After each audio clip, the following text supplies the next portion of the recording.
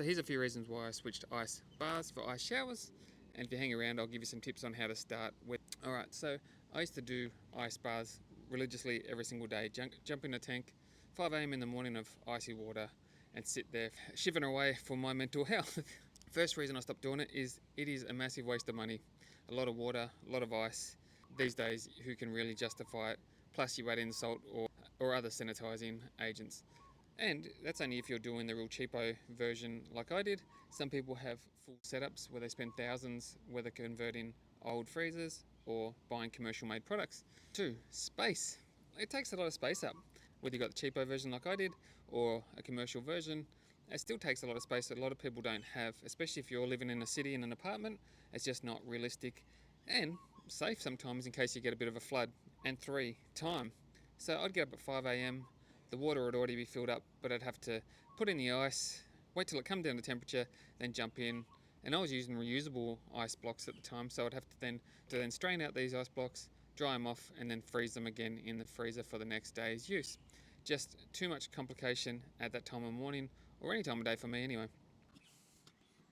You'll see this in my stand store, Artic Shower. You've seen it.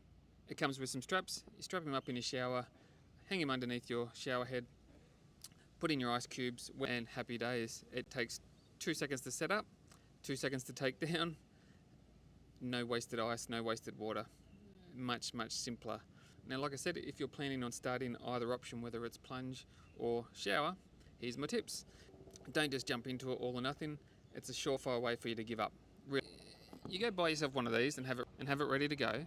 But my suggestion would be, before you ever decide to jump into a tub of water or have a nice shower, you simply start with your normal shower. You're best to sort of ease into it. So just in your normal shower each day, what you should be doing is having it warm as you normally would, do your routine, and then slowly turn off the hot water. So you're simply having a cold shower. Now, not for minutes at a time. I simply just recommend putting one leg under at a time, hands, back, head, just getting used to it. Maybe do this for 15 seconds for a week, then increase up to 30 seconds for the second week. Just sort of getting acclimatized to the change, because it's not comfortable and it's not an easy thing to just undertake straight up, but it is beneficial.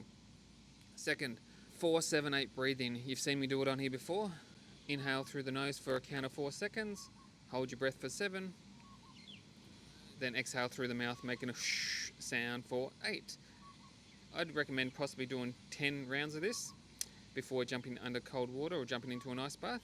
It'll calm your mind, sort of gives you a bit of a zen feeling before you hit that cold water, and helps you navigate this space a lot easier. And 3, another good option is simply having a tub of ice water and dunking your feet for small periods of time in these or hands, just to get used to the feelings of your extremities getting a bit colder. Now, the key here is just consistency. So once you start, whether it's the preparation phase or actually doing the ice therapy, just keep going day by day. You don't have to do it forever. It doesn't have to be a 10-minute shower. Good thing with the Antarctic is that literally you fill it up with the ice cubes, and I just reach around and I can feel as the ice is melting. I can sort of tell how much longer I've got to go. It's not totally submerged, and I can remove myself if it's too much. It really is adjustable. So you can buy a couple of trays from this company to come with it. I think there's 8 sections in each tray, and ideally, if you wanted a bit of a longer ice shower, you'd fill up the shower with all 16 cubes. But as you're getting used to it, you can just put one tray in there, and that'll be a bit of a shorter shower, a bit easier transfer into ice water exposure.